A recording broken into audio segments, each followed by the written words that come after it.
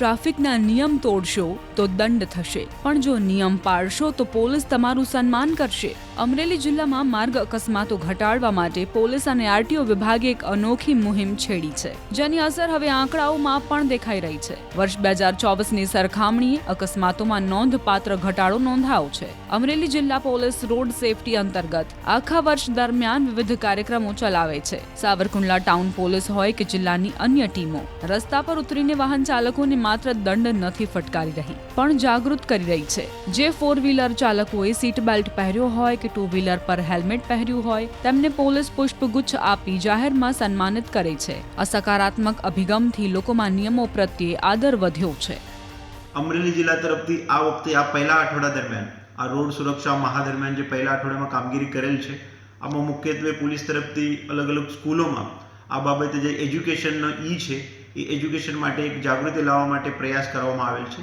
જેમાં રોડમાં કેવી રીતે ડ્રાઈવ કરવું, રોડના શું પ્રોટોકોલ ધ્યાને રાખવું, હેલ્મેટ પહેરવું કેમ ફરજિયાત છે, સીટ બેલ્ટ પહેરવું કેમ જરૂરી છે, તમારે રોડ ઉપર સ્પીડ મર્યાદા રાખવી એ કેમ જરૂરી છે, તે બાબતની બાળકો, એમના વાલીઓ અને શિક્ષકો સુધી આપણે માહિતી પહોંચાડેલ છે. એ પોલીસ પાસે આંકડા છે તો 2024માં જિલ્લામાં કુલ અકસ્માત 127 થયા હતા અને જેમાં 134 આપણા જે જીવન છે એ લોકોએ જીવન ખોવાયેલ હતો અને 2025માં એમના સરખામણીમાં આપણા ત્યાં 122 ફેટલ એક્સિડન્ટ થયેલા છે અને આમાં 124 લોકોની દુર્દૈવી મૃત્યુ થયેલ છે.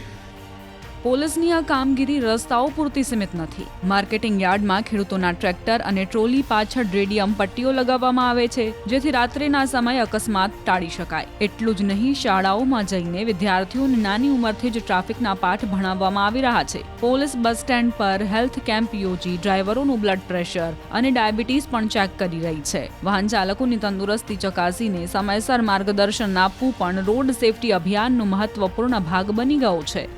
આપણી જે જીએસઆરટીસીના બसेस છે અને એમના ડ્રાઈવર છે એ ડ્રાઈવર માટે એક મેડિકલ કેમ્પનું પણ આયોજન કરવામાં આવેલ છે, જેમાં એને આંખોની ચકાસણી, એના બ્લડ પ્રેશર, એનું અન્ય જે માનસિક એની સ્વસ્થતા છે તે બાબતે પણ જિલ્લા પોલીસ તરફથી કાર્યવાહી કરવામાં આવેલ છે.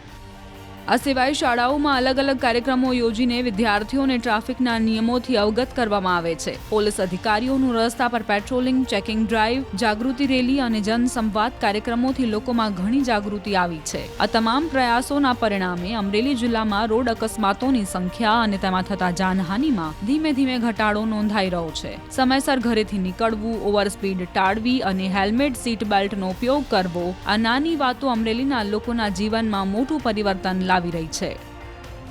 આ વર્ષના રાષ્ટ્રીય સડક સુરક્ષા માહમાં જિલ્લા પોલીસે તમામ પાસેથી એવી અપેક્ષા રાખી છે કે આવનાર 2026 દરેક માટે રોડ ઉપર સેફટી રહે, સુરક્ષિત રહે.